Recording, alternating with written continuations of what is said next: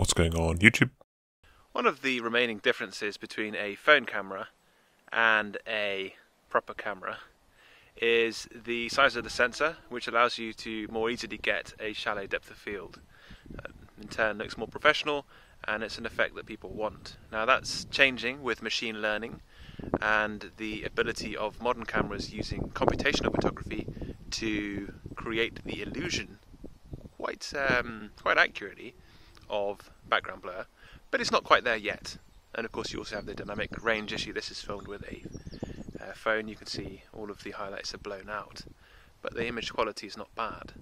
Now with the 50mm lens, it's very, very cheap, if not the cheapest way with a full frame camera to benefit from a shallow depth of field. Both of these lenses are f1.7. Obviously f1.4 or lower would be better, give you more of a shallow depth of field, but f1.7 is definitely better than most, pretty much all consumer zooms, all zooms in general actually. So the Pentax 50mm lens has several different variations, and the best, I would suggest, is the latest one, but it's also the most expensive. The great thing about a capitalist economy is that you create an abundance of stuff. That's also the downside as well. But the benefit for us photographers is that old lenses and good lenses are cheaper and cheaper, especially when they are manual focus and therefore less desirable. This is the case with the traditionally less expensive Nifty 50, the 50mm lens, which Pentax had several of. Here are the two lenses together. They are almost identical, but the M seems to be slightly better made. Although there's not much in it, they're both good lenses. Here is the A. This is more modern. It's got good colour and a depth of field scale. Both lenses end at 22. The A allows you to control it with your camera. Here's the M, arguably a better looking lens, but again there's not much in it. They share a very similar, if not identical, optical formula. I tested them and found that the M was actually sharper and had better colour. It was slightly more warm. Here's a video made with the A. And another. Look at the depth of field. And another. Look at the dark areas of the picture here.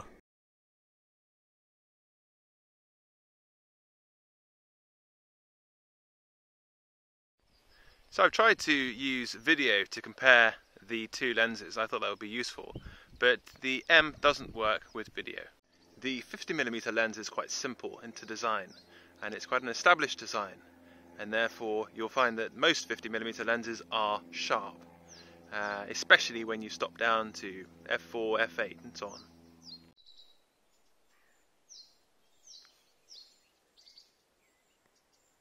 So by far the biggest difference you'll find between these two lenses is that one, the A, works pretty well. You can change the aperture using the normal mode dial, but with the M you can't. The image quality you can compare for yourself, pretty similar in all honesty, but the A is just so much easier to use. And for the price of the difference, always get the A. Both of these are filmed with the A.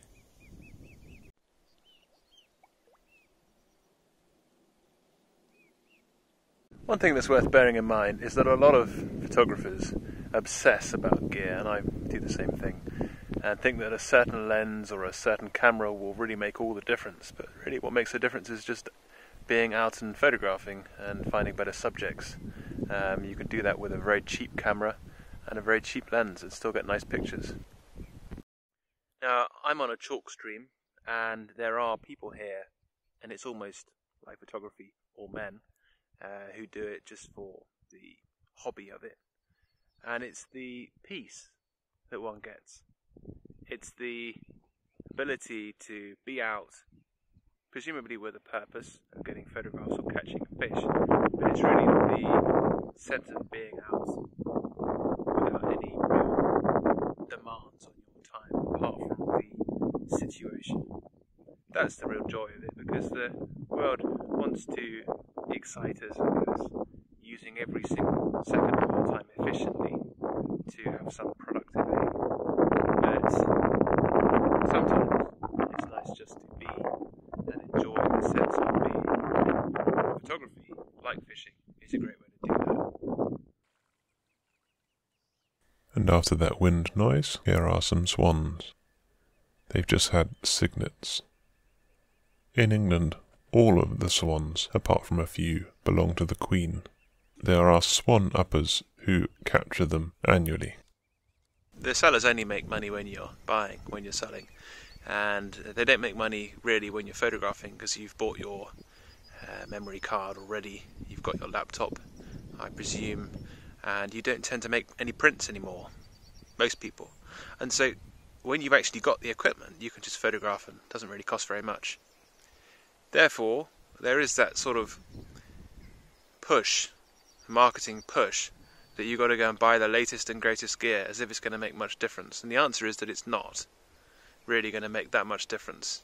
Certainly, the cameras really are incredible now and getting better with every iteration, as are the lenses. But is it really going to transform your photography? I might give it a bit of a push, but not much. The most important thing is the practice and the skills that you'll learn. And you'll learn those by practice, but also by reading and studying. And you can also get those video courses from some of the top photographers in the world who previously we wouldn't have had access to. We can now learn from them directly. So the best way to improve your photography is to study and practice with what you have. And only when you reach the limits of your gear, upgrade and enjoy that. You'll enjoy that you're improving. It's the journey, it's the improvements that you notice yourself making, and it's the camera comes secondary, really.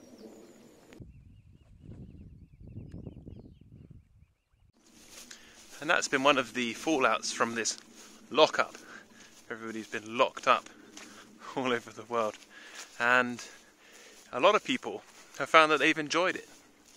They've enjoyed stopping and standing still, not doing anything for a while, going for a walk with the dog, baking bread, going back to those slower pastimes that are more traditional. They've enjoyed it. They've enjoyed being locked up because they had the chance to stop. That's what Freud called the death instinct. And it's ironic, really, with the talk about slavery, because slavery has existed even in the animal kingdom throughout time, with every race, and Slav gave birth to the word slave. And the irony of this is that in the modern era, people will beg to be slaves, because the elite, the masters, just don't need the majority of the population, just don't need them anymore. And so, while we can enjoy the peace and the silence now, how sustainable is that? Here are some racehorses. In England, the government also pays people to keep horses through agricultural grants. They are a form of recreation. They use a considerable amount of ground. And the answer is that it's not so sustainable. If you have the majority of the workforce eventually replaced by outsourcing jobs to foreign lands, or probably more importantly automation and AI, what do you do with all those people? You don't need to enslave them. You don't need to oppress them, apart from keeping control. So what do they do? And that's an interesting question to ask when the US recently robbed the world with their quantitative easing, money printing. They gave $1,200 to American citizens as a way of bribing them. And those sort of UBI experiments to essentially pacify a now redundant population is going to become more frequent. And that's, I think, the beauty of photography in the sense that whatever happens, you can always take that moment and enjoy that present moment just by picking up a camera, and that gives you the reason, spurious or otherwise, to return to the present moment and enjoy it. This year there are quite a few cygnets. The male and the female stay together for life. These hatched maybe a fortnight ago, and are already quite big. They are eating the reeds and foliage. That's also the argument for film photography, analog photography as it's become known, and the idea with that is that, you know, the process itself becomes more artistic, more like a craft, more traditional, and reflects that nostalgia to get back to a more simple, more sustainable life. And the same thing happens with lenses. It's also a way of enjoying that whole process of craft and tools. And so there's a 50mm A and a 50mm M. But Pentax, already a struggling brand, and doesn't make much difference either way. The M is an older lens, similar image quality, but it does slow you down because it doesn't have the metering. Of course it will be good on film cameras as well. You've got to turn the aperture ring, and for some it gives that sense of interaction and involvement in the process of photography. If that's something that you're into and that's something that you enjoy, well, it's cheaper now than it ever has been.